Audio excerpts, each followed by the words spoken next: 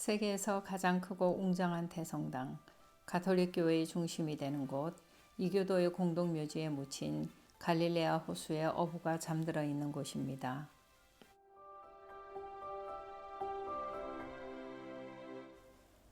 성 베드로 대성당은 로마의 테베레강 서쪽 자니꼴로 언덕과 바티쿠스 언덕 사이의 계곡에 지은 네로 황제의 경기장에서 64년에서 67년경에 순교한 성 베드로의 유해를 중심으로 하고 있습니다.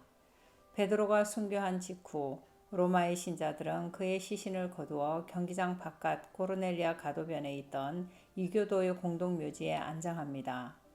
이후 계속된 박해에도 불구하고 신자들은 끊이지 않고 베드로 사도의 무덤에 참배하러 옵니다. 그러다가 콘스탄티누스 황제 시절인 319년경 실베스트로 교황에 의해 초석이 놓입니다. 로마에서는 라테란의 성 요한 대성당에 이어 지어졌지만 곧 라테란보다 더 중요한 곳으로 인식하게 됩니다. 성 베드로 사도의 무덤 위에 지어졌기 때문입니다. 일설에는 황제가 직접 12사도를 기념하여 12바구니의 흙을 담아 나르며 역사적인 공사를 시작했다고 합니다. 콘스탄티누스의 옛 성 베드로 대성당은 어떤 모습이었을까요?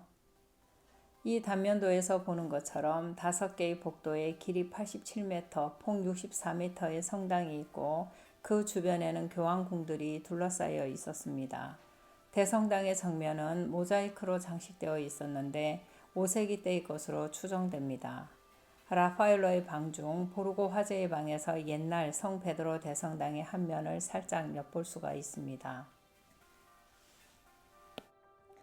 대성당에서는 800년 성탄 자정미사에서 샤를마뉴의 대관식이 있었고 이후 신성 로마 제국의 22명의 황제가 이곳에서 대관식을 가졌습니다. 오토, 바르바로사, 페데리코 2세 등이 빨간색의 이 둥근 돌 위에서 대관식을 가졌습니다. 옛 성 베드로 대성당의 중앙제대에 있던 돌입니다. 다른 한편 대성당은 고트족, 반달족, 훈족에 이르기까지 숱한 이민족들의 약탈의 대상이 되기도 했습니다. 846년 사라세닌들의 침입은 바티칸 언덕과 성 베드로 대성당을 보호하기 위해 레오 4세 교황으로 하여금 성벽을 쌓게 하는 계기가 됩니다. 대성당의 마당에는 솔방울이 있었는데 1608년에 바티칸 박물관에 솔방울 정원으로 옮깁니다. 단테는 신곡에서 이 솔방울을 인용하여 한 사람의 얼굴을 이렇게 묘사하기도 했습니다. 그 사람의 얼굴은 로마에 있는 성 베드로의 솔방울처럼 갸름하고 통통해 보였다. 4세기에 접어들면서 많은 순례객들이 찾았고 귀족과 제후들의 발길이 이어지면서 중세 내내 예술도 꽃을 피웁니다. 현관에는 지오토의 나비첼라가 있었습니다. 지금 보는 것은 지오토의 것을 토대로 새로 제작한 것입니다. 원래의 것은 옛 성당과 함께 사라졌습니다. 중앙재단에 있던 지오토의 스테파네스키 재단하는 현재 바티칸 박물관의 피나코테크에 있습니다. 아르놀프 디 캄비오의 성 베드로의 동상만 대성당 안에 있습니다. 발가락이 모두 닳아있어 세월의 흔적과 신심을 알 수가 있습니다. 그런데 왜 성당을 새로 지으려고 했을까요? 이유는 크게 두 가지입니다. 하나는 밀려오는 신자들을 수용하기엔 역부족이었습니다. 공간 확보가 시급했습니다. 다른 하나는 줄리오 2세 교황의 야망이 있었습니다. 줄리오 2세 교황의 삼촌이었던 시스토 4세 교황은 시스티나 소성당을 건설하고 피렌체 출신의 예술가들을 대거 불러 양쪽 벽에 모세의 일생과 그리스도의 생애를 그리도록 한 사람입니다. 인문학을 장려하고 바티칸 도서관을 설립하여 플라티나를 바티칸 초대 도서관장으로 임명하는 등 여러 면에서 새로운 메세나 운동을 일으킨 인물입니다. 현재 바티칸 보물실에 있는 그의 무덤은 조카인 줄리오 2세 교황의 명에 따라 폴라이올로가 설계한 것입니다. 문법, 수사학, 음악 등 그가 장려했던 학문과 예술에 둘러싸인 것으로 표현했습니다. 그런 시스토 4세 교황의 조카인 줄리아노가 줄리오 2세라는 이름으로 1503년에 교황이 된 것입니다. 그는 피렌체 르네상스를 로마로 옮긴 장본인입니다. 그는 원래 40개가 넘는 조각상으로 이루어진 자신의 무덤을 미켈란젤로에게 맡겨 웅장하게 건설하려고 했습니다. 그 단초를 쇠사슬의 성 베드로 성당에 있는 모세상에서 엿볼 수가 있습니다.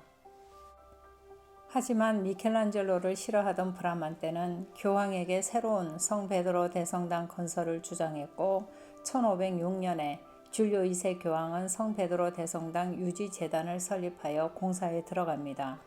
그 바람에 미켈란젤로는 팽당하고 열받아 피렌체로 돌아가고 대성당의 설계는 브라만테가 맡습니다. 그러나 얼마 안 가 교황도 죽고 브라만테도 죽습니다. 바통을 이어받은 라파엘로도 얼마 안 가서 죽고 레오 10세 교황도 죽습니다. 클레멘스 7세 교황 역시 공사 책임을 맡았던 페루치와 비슷한 시기에 죽고 공사는 크게 진척되지 못한 채 상갈로까지 죽습니다. 다 죽네. 헐.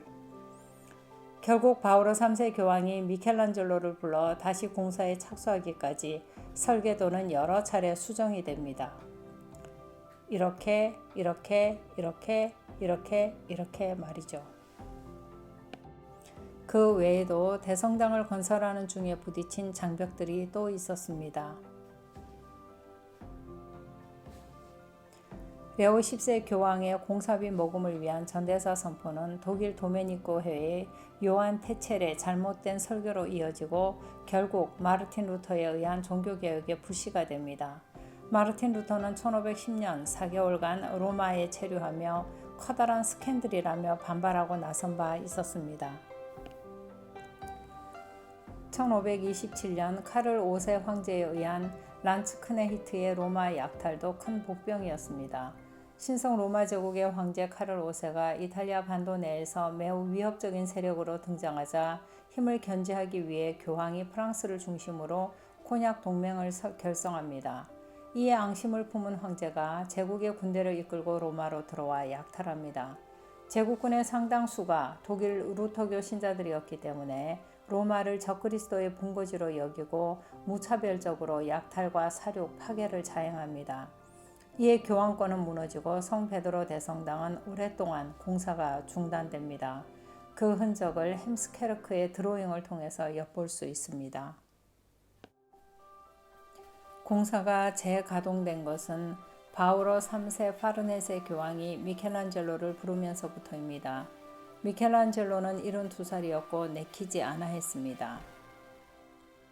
바오로 3세 교황은 종교개혁에 대한 가톨릭 교회의 쇄신을 의미하는 트렌토 공의회를 개막했고 앞서 미켈란젤로에게 시스티나 소성당의 최후의 심판과 바울리나 소성당의 바오로의 회개 그리고 베드로의 순교를 그리게 했으며 로마의 캄피돌리오 광장을 정리하라고 주문한 바도 있었습니다.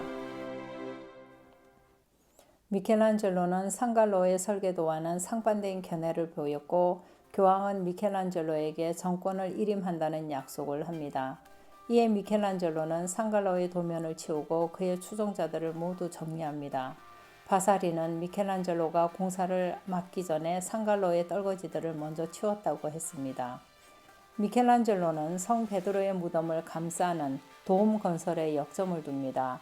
잠시 그의 작품을 감상하시죠.